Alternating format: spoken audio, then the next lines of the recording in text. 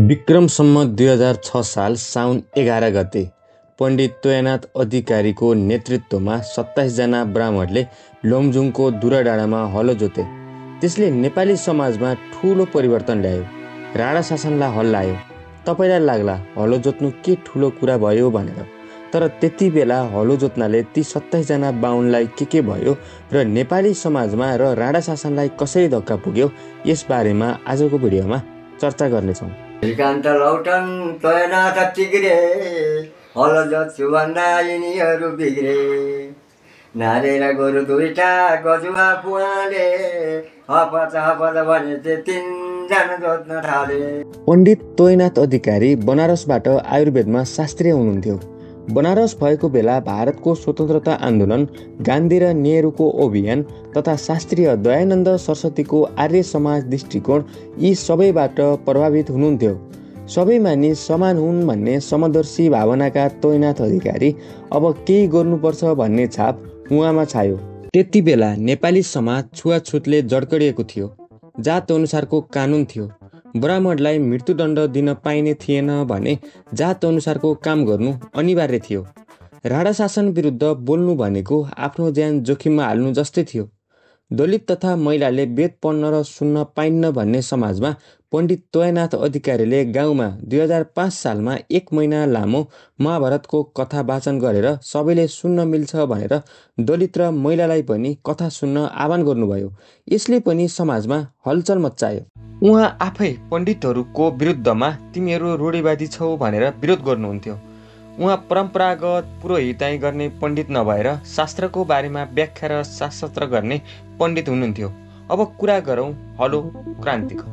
आज पण्डितले हलो जोत्छन् रे भनेपछि केही मित्रहरू हलो जोत्नै भनेर आउनुभएको थियो। अनि त्यसमा छलफल गरेर एकछिन पर्खम पनि भन्दै थिए केही। तर उहाँले भन्नुभयो अब यहाँभन्दा अगाडि जाने जति पर्खिए नि हुँदैन, हामीले आज म जोत्छु, तपाईँहरू जोत्नुहोस् नजोत्नुहोस्, म जोत्छु। तत्कालीन अशिक्षा, अन्धविश्वास र कुसंस्कारले समाज जड्कडिएको थियो। ब्राह्मणले हलो जोते जात जान्छ भन्ने मान्यता थियो। यसले गर्दा गरिब बाहुनहरू नै मर्कामा परेका थिए। थोरै भएको खेतबारीमा पनि होली खोजेर जोत्न परेपछि त्यसले झन् उनीहरूको खर्च बढाएको थियो। यही देखेर नै पहिला सामाजिक क्रान्ति गरेपछि मात्र राजनीतिक क्रान्ति हुन्छ भन्ने सोचेर ब्राह्मणले हलो जोत्न हुन्न भन्ने मान्यता चिर्न पण्डित तोयनाथ अधिकारीको नेतृत्वमा शेषकान्त अधिकारी, मुखिया हरिभक्त पौडेल, मुखिया हरिदासले 2004 सालदेखि नै योजना बनाएका थिए। तर फागुन 2005मा हरिदासको मृत्यु भएपछि यो अभियान पछि ढकेलिएको थियो। अन्ततः 11 साउन 2006मा लमजुङ दुराडाँडामा तोयनाथ अधिकारीको आफ्नै बारीमा हलो जोत्ने कुरा भयो। हरिभक्त पौडेलबाट गोरु ल्याइयो अनि एक दलितले गोरु नारिदिएपछि पण्डित तोयनाथ अधिकारीले 4 सिया हलो जोते। तोयनाथ अधिकारीका छोरा शेषकान्त अधिकारीका अनुसार उक्त 4 सियाले पहिलो सियाले तत्कालीन समाजको रूढता विरुद्ध, दोस्रोले कृषिमा परनिर्भरता हटाउन, तेस्रोले समानता र चौथोले राजनीतिक चेतनाको बिम्बको रूपमा रहेको बताउँछन्। उनले हलो जोतेपछि चारैतिर ठुलो हलचल मच्चियो। बिस्तारै हलो जोत्ने ब्राह्मणहरू 27 जना पुगे। त्यसैमध्ये उहाँले जोत्नुभयो र उहाँले जम्मा 4 सियो जोत्नुभयो। 1 पटक, 2 पटक, 3 पटक, 4 पटक। त्यसपछि कास्कीको बाटुले चौरमा पनि पण्डित मुक्तिनाथ तिमल सिन्हाको नेतृत्वमा बाहुनकै एक समूहले बारी जोते। गोर्खामा पूर्णप्रसाद ब्राह्मणको नेतृत्वमा धादिङ केवलपुरमा देवी प्रसाद पौडेल दम्पति, गैराघरेका दाजुभाइ सहित 4 जनाले हलो जोते। त्यस्तै चिसापानी, गुल्मी, अर्खाँची सहित देशका विभिन्न ठाउँमा पनि ब्राह्मणको नेतृत्वमा हलो जोते। हलो क्रान्ति पछि हलो जोतेका ब्राह्मण र नजोतेका ब्राह्मणहरू 2 भागमा बाँडिए। हलो जोतेका ब्राह्मणलाई दलित समान पानी नचल्ने बनाए। भात भान्सा नचल्ने भयो। बिहे गरेका छोरी बुहारीहरू घर भएका माइत जान पाएनन् भने माइत भएका माइतमै रोकिए। छोराछोरीको बिहेबारी नै केही समयका लागि रोकियो।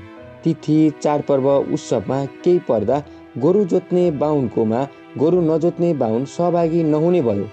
गाउँको पर्म नै रोकिन लाग्यो। यसरी समाजमा नयाँ परिस्थिति सिर्जना हुन लाग्यो।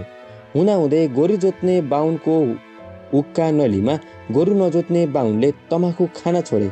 हलो जोत्ने र नजोत्ने ब्राह्मण परिवारमा एकअर्काका चेलीबेटी, इष्टमित्र, ज्वाइँ, भतिज आउन नै बन्द भयो। 7 सालमा राणा शासन उखलियो, तर हलो क्रान्तिको असर भने 2011-12 सालसम्म पनि कायमै रह्यो। गोर्खा हर्मी भन्ज्याङका धकालथरका एक युवाको हलो जोता भूमिनन्द खनालकी छोरीसँग विवाह भयो। तर हलो जोता र नजोता बाहुनहरू बीच भात भान्सा चल्ने नचल्ने विवादले चर्को रूप लियो। एउटा पक्षले जोता पक्षलाई 1500 जरिवाना तिराइसकेपछि जोता पक्षधरले यदि जरिवाना तिरेर हुने भए दलितसँग पनि जरिवाना लिई भात भान्सा चलाओ भनेछन्। अन्ततः भोजै बाँडियो। धादिङको केवलपुरमा पनि त्यस्तै भयो।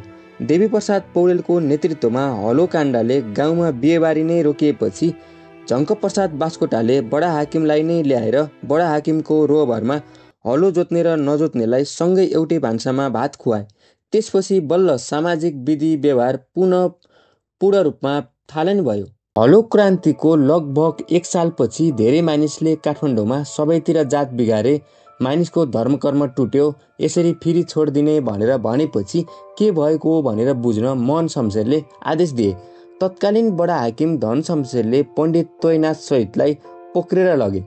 लेफ्टिनेन्ट शेषकान्त कानुन जान्दथे भने तोयनाथले शास्त्र जान्दथे। कुनै शास्त्र, धर्म र कानुनमा कतै पनि ब्राह्मणले हलो जोत्न हुन्न भन्ने लेखेको छैन भन्ने दाबी सहित के आधारमा हामीलाई पक्रेर लगेको भनेर जेलभित्रै अनसन बसेपछि तत्कालीन बडा हाकिमले यसरी भोकै मृत्यु भयो भने त ब्राह्मण दोष लाग्ने भयो भन्दै तारिखमा छोडे। पछि फैसलामा धर्मशास्त्रमा कानुनमा कतै पनि बाहुनले हलो जोत्यो भने जात जान्छ भनेर लेखिएको छैन। जहाँ भात भान्साको कुरा छ त्यो भतेराको कुरा हो, उसको खुसी गर्न दिनु भन्ने आदेश आयो। पण्डित तोयनाथ अधिकारीको समाज परिवर्तनमा अरू पनि योगदान रहेको छ।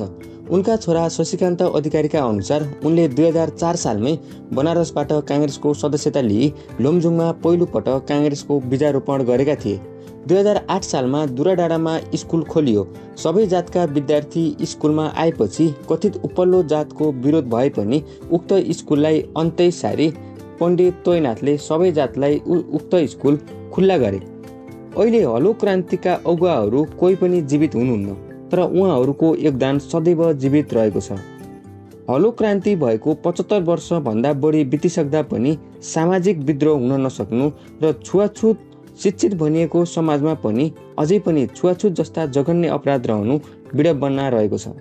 हस् त, यहाँहरूलाई यो भिडियो कस्तो लाग्यो? जस्तो लाग्यो त्यस्तै प्रतिक्रिया दिन नभुल्नुहोला र यदि यहाँहरूले आगामी दिनहरूमा पनि यस्तै किसिमका भिडियोहरू हेर्न चाहनुहुन्छ भने च्यानललाई सब्स्क्राइब गरी नजिकैको बेल आइकनमा पनि क्लिक गर्न नभुल्नुहोला। हस् त, धन्यवाद।